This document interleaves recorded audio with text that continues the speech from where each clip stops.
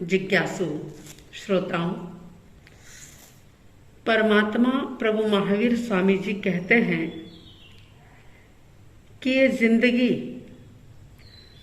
जो एक प्रकार से फेंके हुए पत्थर की कथा के समान है, लेकिन इंसान है कि हर काम से अपने मैं को यानी कि अहंकार को जोड़ लेता है। वो अहंकार जो बिल्कुल झूठा है, एक प्रकार से यूं कहें कि छाया की तरह है, जिसका कोई अस्तित्व नहीं, कोई सत्ता नहीं। और अहंकार के साथ, घमंड के साथ कुछ भी किया जाए, चाहे वो धार्मिक क्रिया ही क्यों ना हो, लेकिन वो भी कर्म निर्जरा का कारण नहीं बन सकती। आपको पता होगा कि महाराजा श्रेणिक का बेटा अजातशत्रु कोणिक जब परमात्मा महावीर के प्रति उसके मन में एक आस्था का, श्रद्धा का भाव जागा था, तो उसने एक ऐसा स्पेशल डिपार्टमेंट खोला था कि पल पल की खबर रखता था वो कि भगवान महावीर कहाँ विचरण कर रहे हैं। और इतना ही नहीं, परमात्मा महावीर के विचरण की सूचना मिलने के बाद ही वो भोजन या पानी ग्रहण करता था। लेकिन बस मन के अंदर अहंकार का भाव था कि मैं ऐसा करके धार्मिक दिखूं, लोगों की नजरों में मैं भक्त बन जाऊं। हालांकि भक्ति भीतर में थी नहीं।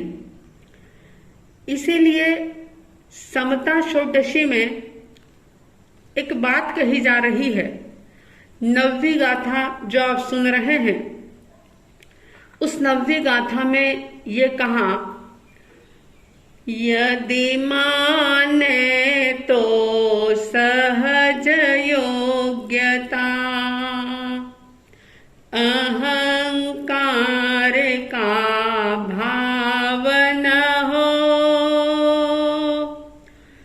नहीं माने भवितव्य विचारो,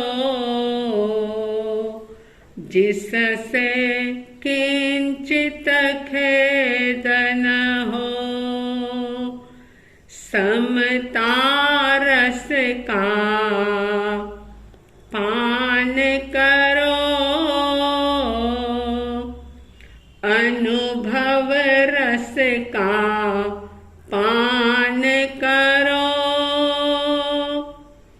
शांत रहो, शांत रहो, सहज सदा ही शांत रहो, शांत रहो, शांत रहो, सहज सदा ही शांत रहो। व्यक्ति ये कहता है कि मैं हूं, इसमें कोई बुराई नहीं, क्योंकि मैं जो है वो व्यक्ति के अस्तित्व का बोधक है, मैं यानी आत्मा। लेकिन जब मैं के साथ कुछ शब्द जुड़ जाता है, मैं कुछ हूं, आई एम समथिंग, जब ये भाव जुड़ता है तो फिर बहुत सारी बाहरी चीजों से व्यक्ति अपनी पहचान बनाता है। और ऐसे करते करते उसके जीवन में इतनी अशांति बढ़ जाती है। परमात्मा महावीर कहते हैं कि पलक झपकते ही सारा खेल बिगड़ सकता है। व्यक्ति अहंकार तो तब करे कि जब सारी परिस्थितियां उसके अधीन हो। लेकिन देखते हैं अपन कि पद की, पैसे की, शरीर की सारी ताकत शक्ति जो है वो धरी की धरी रह जाती है और एक पल में घटना घट जाती है। और तब इंसान को पता लगता है कि मैं कितना लाचार हूं, मैं कितना विवश हूं, कितना मजबूर हूं। इसीलिए इस नववीं गाथा में कह रहे हैं कि यदि आपके पुण्य का उदय चल रहा है और कोई आपकी बात मान रहा है या आपकी बहुत यश कीर्ति हो रही है, बहुत लाभ हो रहा है, प्रॉफिट हो रहा है, खूब आपकी जय जयकार हो रही है, तो अहंकार मत करो।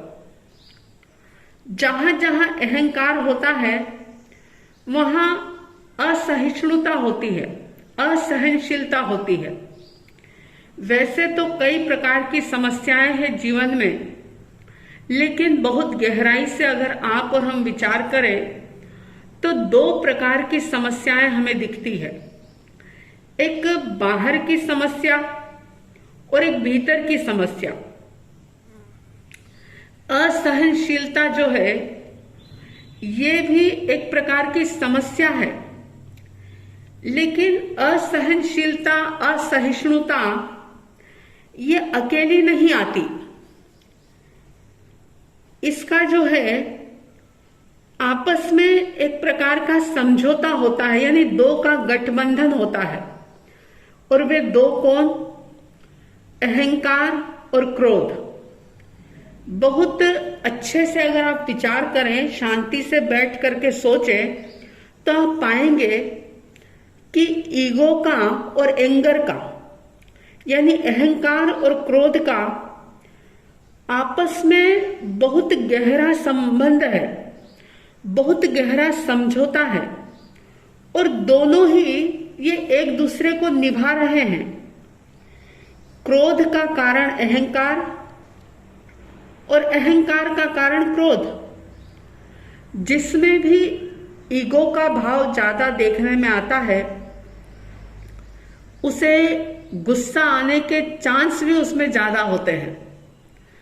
जरा सा कोई कारण बना कि एकदम से वो व्यक्ति जिसमें ईगो प्रॉब्लम ज्यादा है, अहम की बीमारी है, वो बहुत ज्यादा गुस्सा खा जाता है। परिवार, समाज, संगठन, संस्था, चाहे जो हो, अगर हम देखें कि यहां टकराव क्यों है, अवरोध क्यों है, तो सबसे बड़ी प्रॉब्लम अगर नजर आती है तो वो ईगो की प्रॉब्लम है। और अहंकार कोई ऐसा नहीं कि कोई बहुत बड़े इंसान को होगा या कोई पदवीधारी को होगा या धनवान को होगा। अहंकार तो छोटे से छोटे प्राणी में भी देखा जाता है। एक बार एक बात पढ़ी थी, हालांकि सिर्फ समझने के लिए है, ऐसी कोई सच्चाई वाली बात नहीं हो सकती। मैंने पढ़ा था एक बार कि दो चींटियां आपस में बात कर रही थी। आप ये मत सोचना कि चींटियां क्या आपस में बात करती है। मैंने पहले ही कह दिया कि ये बात सिर्फ समझने के लिए है।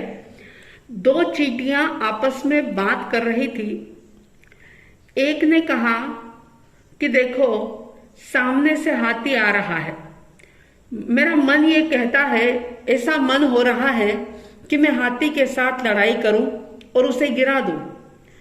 तब दूसरी चींटी कहती है कि इसमें क्या खास बात है, अगर तुम्हारी इच्छा है, मन में ये भावना पैदा हुई है तो इसे पूरी कर लो, यानी तुम लड़ो और उसे गिरा दो। लेकिन एक बात सोच लो कि हम तो दो हैं, लेकिन हाथी जो है वो तो बेचारा अकेला है। चींटी में भी अहंकार है कि वो हाथी जो है वो अकेला है और वो हमसे जीतेगा कैसे। देखिए छोटे से छोटे प्राणी में भी किस प्रकार का अहम का भाव होता है। संस्कृत साहित्य में भी एक प्रसंग आता है कि टिकटिक नाम का भी एक छोटा सा प्राणी होता है। जब वो सोता है तो रात में पैर ऊपर रख करके सोता है। किसी कवि ने उससे पूछ लिया कि तुम ऐसा क्यों करते हो, सोते हुए तो पैर नीचे होना चाहिए, तुम पैरों को ऊपर क्यों करते हो। तो टिटटिभ प्राणी ने जवाब दिया कि रात के समय में सारी दुनिया सो रही होती है, सब निश्चिंत होते हैं। अगर उस वक्त आकाश गिर जाए तो दुनिया का क्या होगा। मैं इसलिए पैर ऊपर रखता हूं कि अगर आकाश गिर जाए तो मैं उसे थाम लूं और दुनिया को कोई कष्ट ना हो। हंसी वाली बात है कि वो टिटटिभ प्राणी जो खुद की भी रक्षा करने में असमर्थ है, वो दुनिया की रक्षा कैसे कर सकता है। लेकिन पिछले जन्मों के संस्कार होते हैं कि छोटे बड़े किसी भी प्राणी को देखो तो सब में अहंकार का भाव दिखाई देता है। छोटा सा बच्चा जिसे अभी बोलना भी नहीं आता, लेकिन वो भी अपनी मनवाना चाहता है। अगर माँ नहीं मानती, पिता नहीं मानते, तो वो इस प्रकार से रूठ जाता है कि उस बच्चे को मनाना मुश्किल हो जाता है। शिक्षित हो, अनपढ़ हो, गंवार हो, शहर के हो या गांव के हो, सब में अहंकार है। और अहम जो है ये एक प्रकार की विकृति है, विकार है। लेकिन व्यवहार के क्षेत्र में लोगों को ऐसा लगता है और वास्तव में ऐसा दिखाई देता है कि अहंकार मनुष्य की प्रकृति बन गया, यानी कि उसका स्वभाव बना हुआ दिखाई देता है। ज्ञानी जन कहते हैं कि ये अहंकार डुबोने वाला है। इसलिए अगर बहुत अच्छा सब कुछ चल रहा है, सभी प्रकार की अनुकूलताएं हैं, सब कुछ सही चल रहा है, जिंदगी बहुत सुकून दे रही है, शांति के साथ आप जी रहे हैं, तो ऐसे में अहंकार मत करो। अगर कोई मान लेता है तो अहम का भाव ना हो। और आपको पता है कि अहंकार भी 8 प्रकार का होता है। सुना होगा आपने, 8 प्रकार का मद होता है, जिसे अहंकार कहा जाता है, मद कहा जाता है, घमंड कहा जाता है। उसके 8 भेद हैं। और अगर उन 8 भेदों पर आप थोड़ी अनुप्रेक्षा करो, चिंतन करो, मंथन करो, तो दुनिया के सारे अहंकार उस 8 के अंदर समा जाते हैं। वो 8 कौन कौन से हैं और अपने जीवन में, अपने भीतर में उन्होंने कैसे अपने पैर फैला रखे हैं, सुन करके अपना आत्मनिरीक्षण करने का समय है कि हम अपने आप को देखें, समझें कि किस प्रकार से अहंकार की बहुत बड़ी बीमारी से हम बीमार बने हुए हैं और उसका हमें भान भी नहीं है। जो अहम हमें 84 लाख जीवा योनि के अंदर परिभ्रमण कराने वाला, दुखों की परंपरा को बढ़ाने वाला ऐसा अहंकार, उसके बारे में हम समझ भी नहीं पाते और अहंकार को ही स्वाभिमान कह देते हैं। बहुत अंतर है अभिमान और स्वाभिमान में। स्वाभिमान भले हो लेकिन अभिमान ना हो। आप सबके अंदर ये समता षोडशी आचरण में आए, इस पर एक श्रद्धा का भाव जागे और इसे अपने जीवन का अंग संग बना करके अपना व्यवहारिक जीवन, आध्यात्मिक जीवन बहुत सुखद पूर्वक आप जी सकें, ऐसी साध्वी द्वय की तरफ से हार्दिक हार्दिक शुभ मंगल भावनाओं के साथ जय प्रभु महावीर, जय गुरु आनंद।